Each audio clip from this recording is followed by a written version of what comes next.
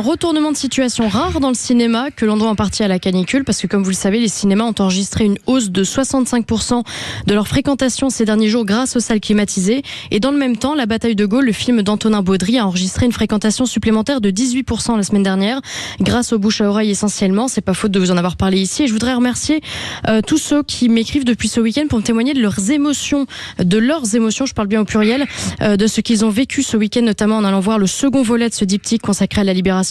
Un film exceptionnel, techniquement, historiquement, émotionnellement. C'est le film à montrer à toutes les jeunes générations pour les inspirer et pour leur montrer que quand tout est perdu, quand plus personne ne croit en vous, quand un peuple entier a cédé à la défaite et à l'abandon de tout idéal, eh bien vous pouvez être seul, apatride et sans armée, considéré comme un fou par les plus grands. Si le destin a choisi que c'était vous qui deviez sauver la France, alors ce sera vous.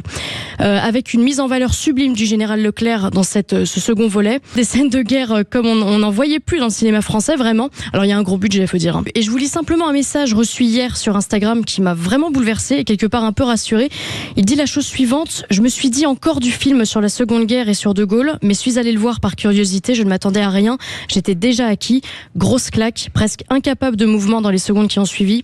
Silence total dans la salle et des regards étourdis qui semblaient se comprendre lorsqu'ils se croisaient. Malgré la déclaration un peu maladroite de maladroite de Simon Abkarian, c'est toujours la déclaration inutile, quoi. Peu importe. Mais par contre, alors, vous voulez faire la dernière perle ou pas? Non, parce que je voulais juste ajouter une chose au sujet de Simon Abkarian. Oui. Parce que effectivement, on lui a fait le procès d'avoir dit une phrase politique sur son propre vote, on s'en fout un peu. En revanche, lorsqu'il donne une interview et qu'il est capable de pleurer en entendant le mot France, vous voyez, moi je trouve que ça rattrape toutes les petites phrases inutiles.